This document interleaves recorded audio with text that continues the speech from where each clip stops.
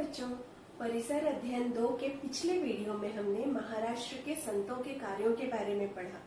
महाराष्ट्र में कई महान संत होकर गए हैं जिन्होंने लोगों को दया, समता, बंधुता, परोपकार, अहिंसा आदि गुणों की शिक्षा दी। उन्होंने लोगों को समानता का उपदेश दिया और किसी भी प्रकार का भेदभाव न मानने का ज्ञान दिया। पिछले पाठ में हमने 3 संतों के बारे में जानकारी प्राप्त की थी, संत ज्ञानेश्वर, संत नामदेव, श्री चक्रधर स्वामी। आज हम अन्य 3 संतों के बारे में जानकारी प्राप्त करेंगे, जिनमें सबसे पहले है संत एकनाथ। संत नामदेव तथा संत ज्ञानेश्वर की कार्य परंपरा को आगे चलाने का कार्य संत एकनाथ ने किया। संत एकनाथ पैठण के रहने वाले थे। उन्होंने भक्ति मार्ग का प्रचार किया। संत एकनाथ ने कई अभंग, ओवियां और भारूड लिखे हैं। बच्चों, अभंग का अर्थ होता है भक्ति गीत अथवा कीर्तन, और ओवियां का अर्थ होता है किसी भी संत अथवा महात्मा द्वारा दिया गया संदेश, पवित्र संदेश।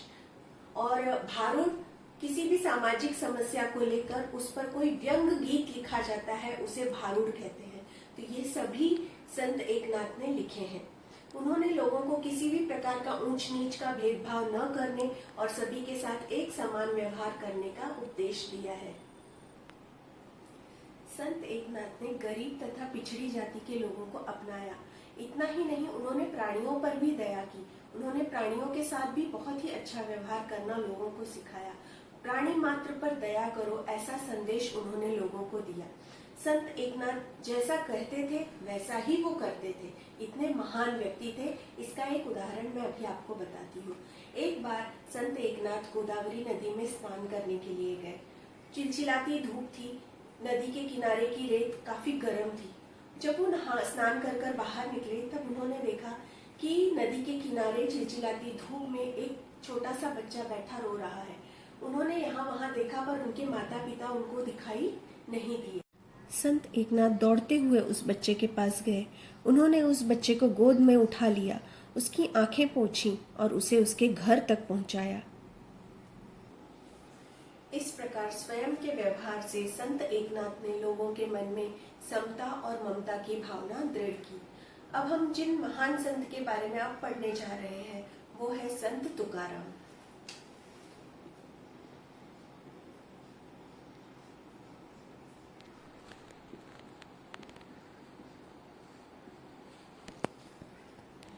संत तुकाराम शिवाजी महाराज के समय हुए थे। संत तुकाराम पुणे के पास देहू नामक गांव में रहते थे। उनकी खेती बाड़ी थी और अनाज की दुकान भी थी।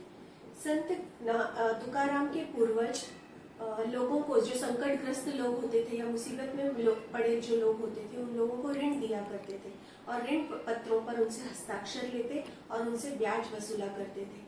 संत तुकाराम के हिस्से में जो ऋण पत्र आए थे, संत तुकाराम ने उन ऋण पत्रों को ले जाकर इंद्रायणी नदी में बहा दिया। इस तरह से उन्होंने लोगों को ऋण मुक्त कर दिया था। तुकाराम केवल भक्ति भाव में रमे रहते थे। वे पास की पहाड़ी पर जाकर विठ्ठल का भजन किया करते थे। आषाढ़ तथा कार्तिक महीने में वे पंढरपुर जाते। वहां वे कीर्तन करते, अभंग रचते और लोगों को अभंग गाकर सुनाते थे। हजारों लोग उनका कीर्तन सुनने के लिए आते थे।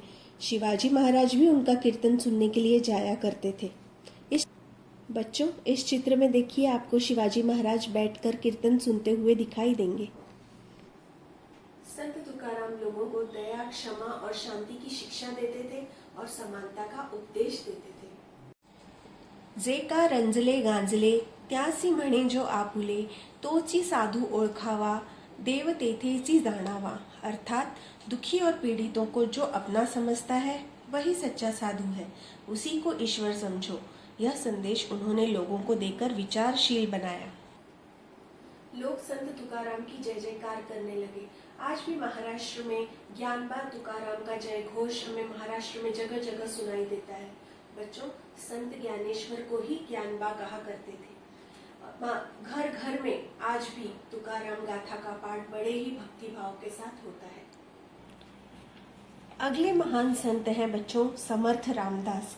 शिवाजी महाराज के कालखंड में महाराष्ट्र की पर्वतीय घाटियों में समर्थ रामदास का नारा जय जय रघुवीर समर्थ गूंज रहा था। रामदास स्वामी का जन्म मराठवाड़ा में गोदावरी नदी के किनारे जाम्ब नामक गांव में हुआ था। उनका जन्म रामनवमी के दिन हुआ था। रामदास स्वामी का असली नाम नारायण था, परंतु वो स्वयं को राम का दास मानते थे, इसीलिए उन्होंने अपना नाम रामदास रख लिया था। समर्थ रामदास ने अपने ग्रंथ दास बोध के द्वारा लोगों को अमूल्य उपदेश दिया। साथ ही उन्होंने अपनी एक अमूल्य रचना मनाचे श्लोक अर्थात मन के श्लोक के द्वारा लोगों को सद्विचार और सद्व्यवहार करने की शिक्षा दी। समर्थ रामदास ने शक्ति की उपासना के लिए जगह जगह पर हनुमान जी के मंदिर बनवाए। उन्होंने लोगों को शक्ति की उपासना करना सिखाया। क्रांति में बड़ी शक्ति होती है, जो क्रांति करता है वह समर्थ होता है, यह संदेश उन्होंने लोगों को दिया। समर्थ रामदास ने लोगों को संगठन बनाने तथा अन्याय का विरोध करने की प्रेरणा दी। तत्कालीन लोगों में साहस का निर्माण हुआ। साधु संतों के कार्यों से लोग जागृत हुए, धर्म के प्रति आदर भाव बढ़ा, लोगों के मन में आत्मविश्वास पैदा हुआ। संतों के इन कार्यों का उपयोग शिवाजी महाराज ने स्वराज्य स्थापना के लिए किया। तो बच्चों, आज हमने 3 महान संतों के बारे में जानकारी प्राप्त की। संत एकनाथ, संत तुकाराम और समर्थ रामदास। संत एकनाथ ने लोगों को समानता और प्राणी मात्र पर दया करने का संदेश दिया। उन्होंने कई अभंग लिखे, ओवियां लिखी और भारूड लिखे, और उन्होंने लोगों को भक्ति मार्ग पर चलने की शिक्षा दी। संत तुकाराम ने लोगों को दया, क्षमा, शांति, समानता का संदेश दिया, और उन्होंने तुकाराम गाथा नामक ग्रंथ लिखा, जो कि आज भी महाराष्ट्र में घर घर में गाया जाता है। समर्थ रामदास ने लोगों को सद्विचार, सद्व्यवहार करना तथा शक्ति की उपासना करने का संदेश दिया। उन्होंने दास बोध और मनाचे श्लोक नामक ग्रंथ लिखे हैं। उन्होंने लोगों को शक्ति की उपासना करना सिखाया। बच्चों, आज के पाठ पर आधारित गृह कार्य मैं दूंगी, जिसे कि आपको हमेशा की तरह अपनी कॉपी में लिखना है और मास्क और सैनिटाइजर का इस्तेमाल भी करना है। नमस्ते।